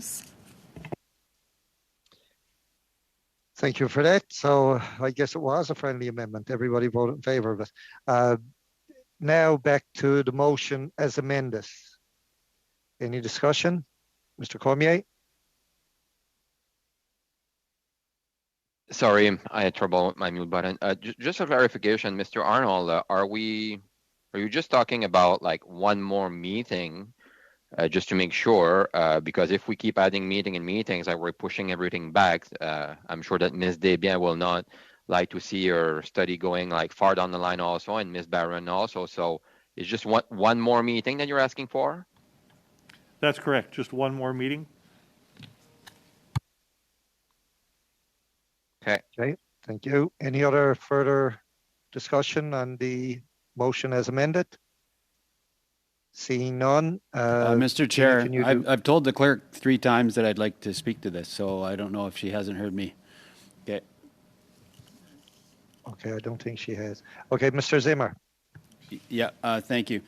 Yeah, I just wanted to say I appreciate the witnesses today from the department, but I think, they couldn't answer many of our questions specifically, and also to hear from some of those that were actually on the water, I think, to help explain what the picture looks like, what's necessary down there as well, and maybe from some local officials perhaps about what could be done there. I think a first-hand account would be appreciated by this committee. Thank you. I support the motion. Thank you, Mr. Zimmer. Now we'll go to our clerk, Tina. Well, she's... Mr. Chair, Ms. Barron also wishes to speak. Oh, okay. Ms. Barron. Thank you, Chair. Trying to figure out how to get your attention in this hybrid model here. I wanted to speak in favor of this motion. As much as I appreciate the insights and information that have been provided by those here today, there are some very valuable and key stakeholders that are not at the table. First Nation representatives, I think of the Watershed Watch Salmon Society, many that are very invested, although I recognize that we don't have endless time. We have many other studies to get to. Having one additional meeting would provide us with a much needed opportunity to hear from others who are experts in this field. So I'd like to thank the member for bringing forward this motion, and I am in favor of it. Thank you, Ms. Barron. Seeing Mr. Small wishes to speak. Mr. Chair? Yes. Go ahead, Mr. Small. Thank you, Mr. Chair. I'd like to speak in favor of this motion. One day in front of this committee for a study is not quite enough, considering the enormous impact that these floods have had on salmon year classes that are coming up in the next 3 or 4 years. So I just want to say I support an additional meeting. Thank you, Mr. Small. Dina, are we hearing anyone else wanting to speak in the room, or can we go to a recorded vote? Right. Go ahead with the vote. Thank you, Mr. Chair. Monsieur Cormier. Oui. Mr. Hanley. Oui. Mr. Hardy. Oui. Mr. Kellaway. Oui. Mr. Morrissey. Yes. Mr. Arnold. In favor? Mr. Perkins. Yes. Mr. Small. Yes. Mr. Zimmer. In favor. Madame Desbiens.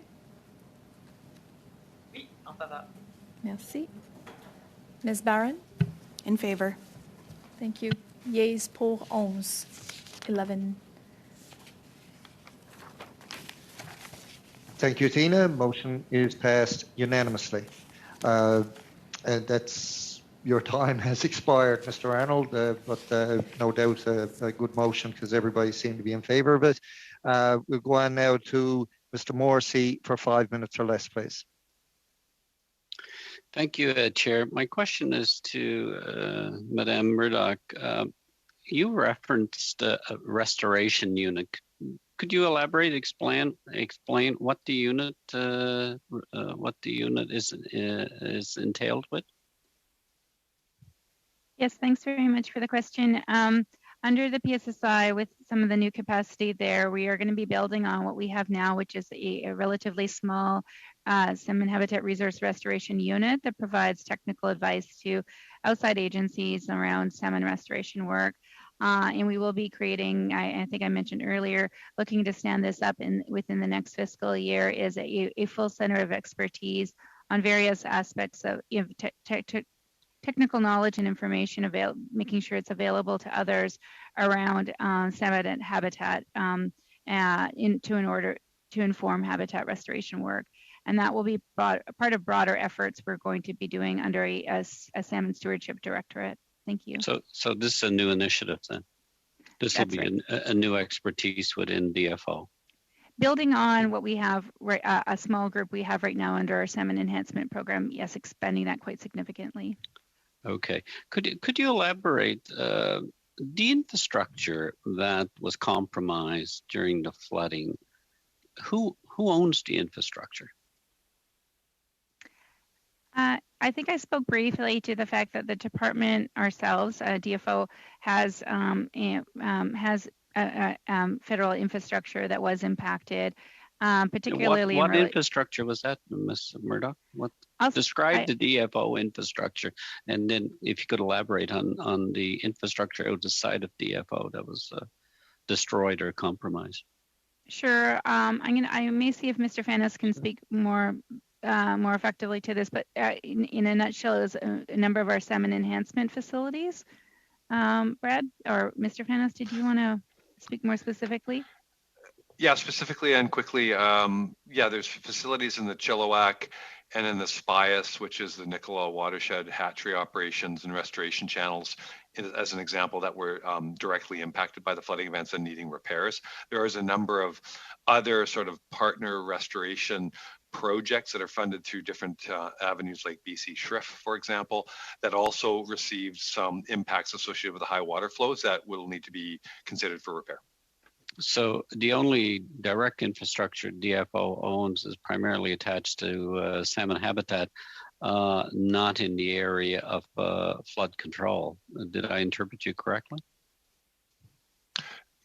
Yeah, that's correct. The actual dikes and the infrastructure for flooding and drainage infrastructure are all wholly owned either by the provincial or local authorities. Okay. Ms. Murdoch, you referenced a license retirement plan. Could you elaborate on that? Is that primarily for salmon? Yeah, so under the Pacific Salmon Strategy Initiative, there's actually 4 pillars. I think most relevant to this discussion around flood response was our conservation and stewardship and our collaboration pillars. But we actually have a whole area of focus around harvest transformation to work with Indigenous recreational commercial fisheries, projecting out what's likely to be much more modest opportunities for harvesting salmon over the next 2 to 3 cycles or 10 to 15 years, and how we can work with each group. On the commercial side, there was some significant closures announced last year. We are consulting right now on long-term closures, and is recognizing that the impacts that has to fishers. We are working with them right now on finalizing the details of a license retirement program, which will be voluntary but open to commercial salmon license holders. And this will be a permanent retirement. They'll be removed totally. That's right. Yes. Okay. Again, it was referenced earlier, the updated Fishery Act, which this committee reviewed some time ago. How will that act now impact the rebuilding of infrastructure going forward? It will influence it. Who wants, Mr. Fanos? I can take that. I appreciate the question, and Mr. Chair and committee. The Fisheries Act changes certainly had a couple different prongs of influence on what we're seeing here today. One being the regulatory authorities, reinstatement of HAD and the regulatory authorities that we have in the scale and scope, number one. There's engagement programming. We have grants and contribution programming that we work with Indigenous partners on. The Indigenous Habitat Participation Program is an example where we try to facilitate funding opportunities to support Indigenous engagement in the departmental activities related to habitat. And then certainly the other changes, certainly around the proactive planning piece to restore lost protections and get in front on a more proactive scale, working with others like the province and local authorities to have better outcomes for fish. I believe my time's up. Yeah, it is. Thanks, Bobby. We'll go now on my list it says Mr. Fast, but I noticed Mr. Small is back. So I'll leave it to you two gentlemen to decide which one of you are going to use the 5 minutes, or if you're splitting your time or whatever. So whoever is either Mr. Fast or Mr. Small, please, for 5 minutes or less. Mr. Chair, I'll be ceding my time to Mr. Arnold. Thank you. Thank you, Mr. Fast. Mr. Arnold, you're up. Thank you, Mr. Chair. I'd like to ask Ms. Murdoch about the Pacific Salmon Strategic Initiative. When Minister Jordan announced the PSSI, she repeatedly stated that it would be built from the ground up. That was her quote. Today we've heard from you that today we've heard that the PSI is the government's primary response conduit for fish affected by the floods. So obviously the PSSI is up and running. So what is the current status of the PSSI? And can you give us a ballpark figure of the PSSI, whether it's 10% established, 20%, 50%? Could you provide us some information?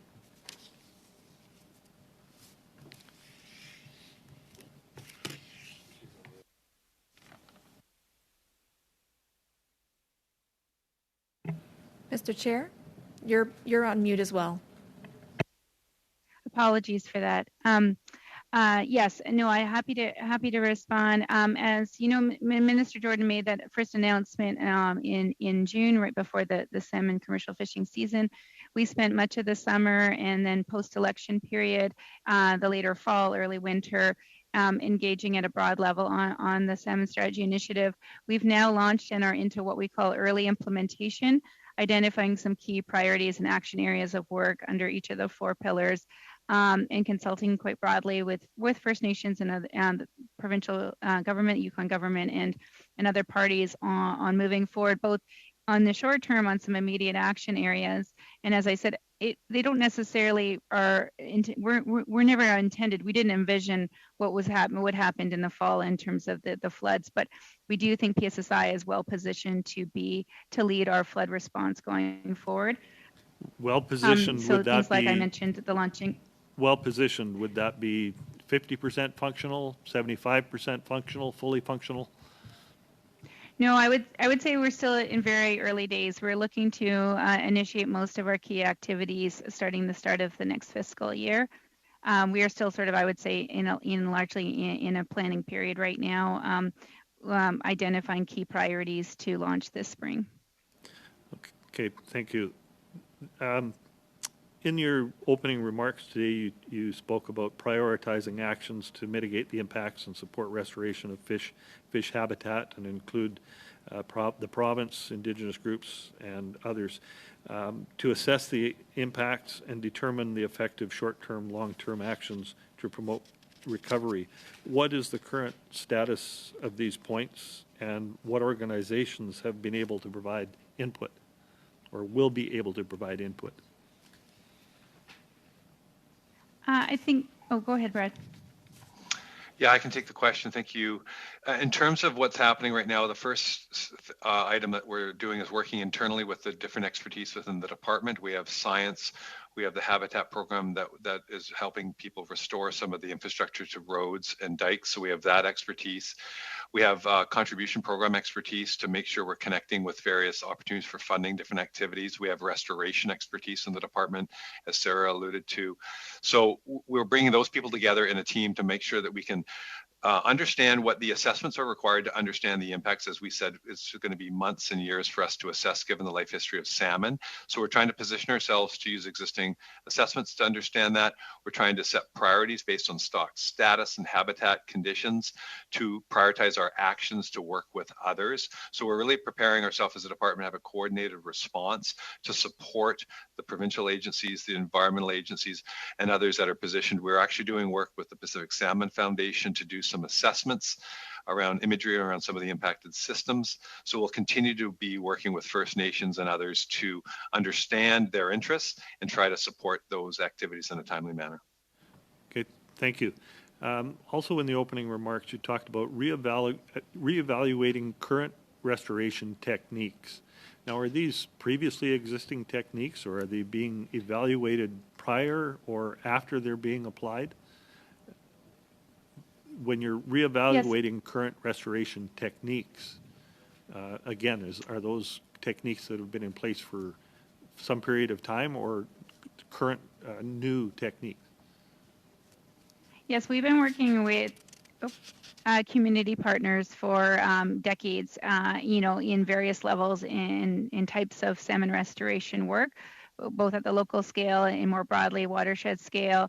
What we're realizing with climate adaptation and the need to plan for flooding events, fires, and things of the scale, that we thought we would only see in one every 100 years, now happening in one every few years, is that we need to take stock of what we know and make sure that we're applying the latest science, the latest research, not only from our own jurisdiction here in Canada or in British Columbia, but more broadly in Canada, as well as jurisdictions around the world who are also working around this idea of fish and fish habitat restoration, and how do we prepare for events like what we saw in terms of the floods.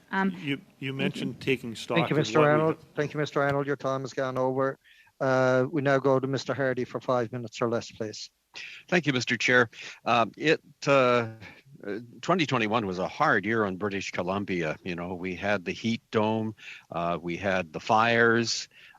Historically, the mountain pine beetle, of course, devastated so many forests, and there's logging. The logging still goes on. And then along comes this atmospheric river. We used to call it the Pineapple Express, but I guess atmospheric river sounds more scientific. Do we have an assessment as to what all of these deforestations meant in terms of the land's ability to handle the runoff? Did that contribute to the severity of the flooding? Who can, Mr. Panos?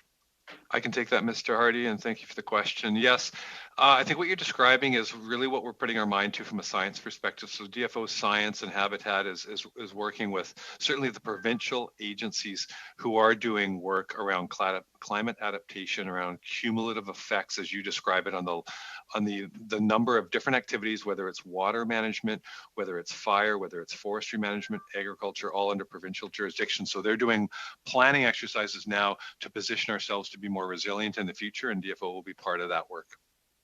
And what about the riparian areas that are supposed to be preserved next to streams, etc.?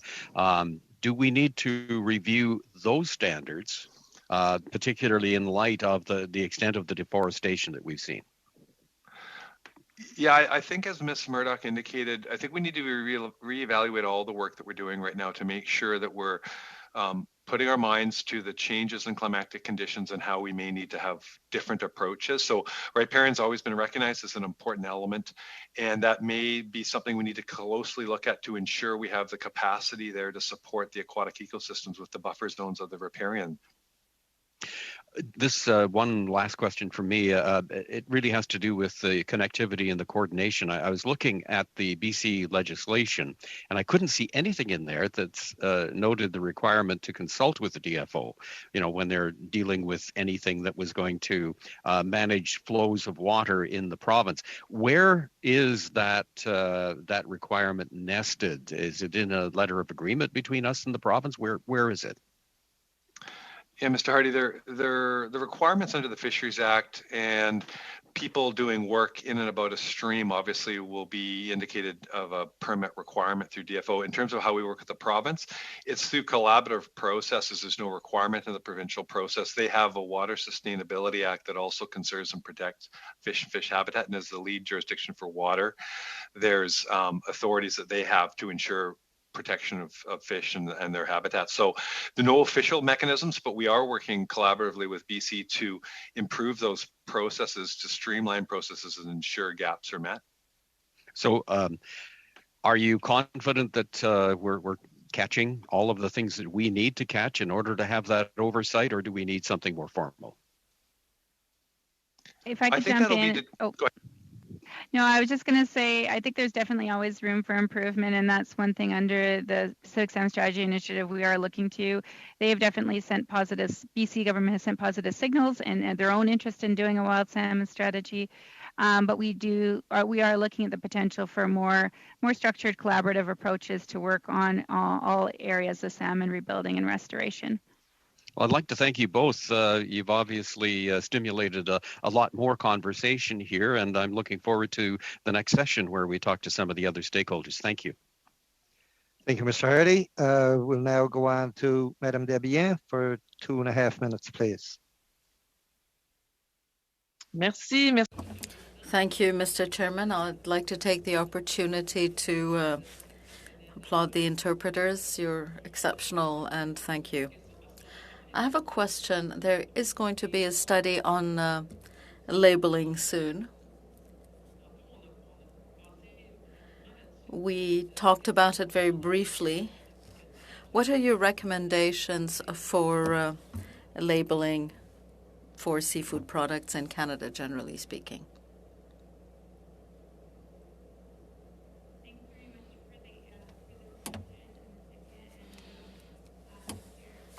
That is an area of work I know happening not only from my regional Pacific region colleague in fisheries management, but also our national group. And if it's okay, I would rather respond back.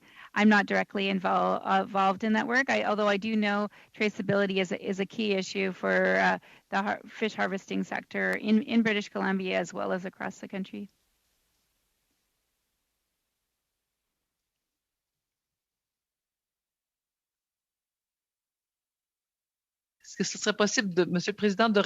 Mr. Chairman, would it be possible for that answer to be repeated, please? Yes, no problem. When you're ready, Ms. Murdoch. Yes, apologies. I'll talk a little slower.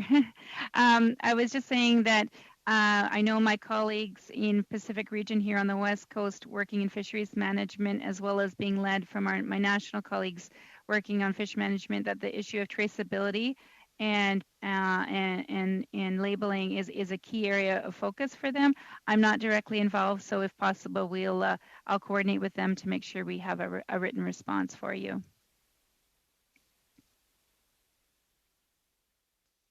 Merci beaucoup. Thank you. Thank you, Madame Debian. We'll now go to Ms. Barron for 2.5 minutes or less, please. Thank you, Chair. I wanted to ask specifically, I know we've been emphasizing much of what has occurred in the Fraser River, which understandably because that, has seen a huge impact from the flooding. But I was also hoping to have you speak a little bit on some of the other rivers in BC that have had salmon populations impacted by the flooding, such as the Colquitts River and the Millstream Creek on Vancouver Island. I know you mentioned Vancouver Island briefly in your statement, but was hoping you could expand on that a little bit.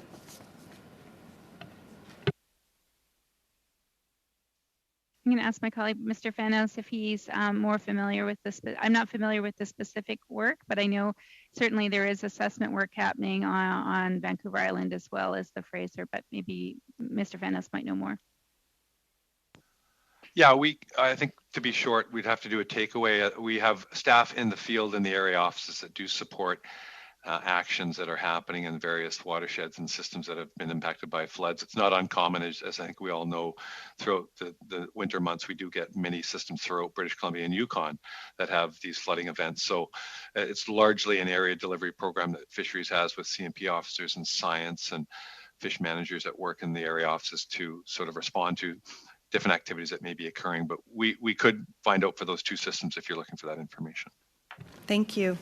Another question I have is around, I'm wondering if you can clarify the cost to salmon and other fish populations if we return back to the same type of unfriendly pumping stations and dike systems that we have in place in many areas. In the last session, we had a recommendation from our Pacific salmon study which suggested that DFO should review flood mitigation infrastructure. I know we're all hoping for a calmer 2022, but I'm wondering if you can give us a better sense of what that might look like for us to better protect our salmon populations and having more friendly pumping stations and dike systems. Thanks for the question. I would say that given our regulatory environment right now, particularly with the new Fisheries Act, there is no going back. As Mr. Fennis mentioned, as that infrastructure comes up for repairs or retrofits or changes or needing replacement, the new regulatory regime applies, and that's both the DFO, the federal regarding fish and fish habitat, but also provincial standards. In terms of the other part of your question, though, in terms of the idea of a fund, I do think there will be opportunities for whether it's BC SHRIF or other federal funds that are directed towards salmon habitat, salmon restoration work in general of those types of projects being eligible. But I did want to highlight also, the role of the province in this work.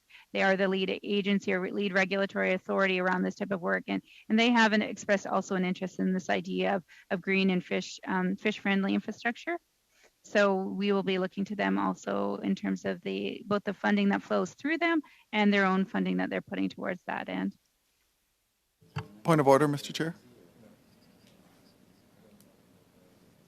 Yes, Mr. Perkins. I know we're about to conclude. I just wanted to move that in the interest of the urgency of the study, that the witnesses or the suggested witnesses be, for the second session, be tabled with the clerk by 5 p.m. Thursday, February 10th. Mr. Perkins, you can't move a motion on a point of order. But we can set a deadline for witnesses before we end off. Fair enough. Thank you. Okay, I thought somebody else was looking to speak. That concludes our formal session of today's meeting. I want to say thank you, of course, to Ms. Murdoch and Mr. Fanos for joining us today.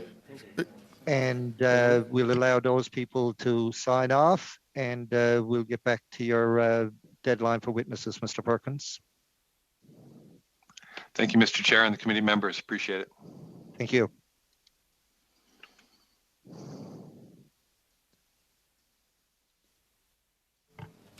And Mr. Perkins, based on your request, I would suggest probably if we could set a deadline of 5 p.m. on Friday for the submission of witnesses. That's fine with me, Mr. Chair. Everybody else in agreement with that? No disagreement?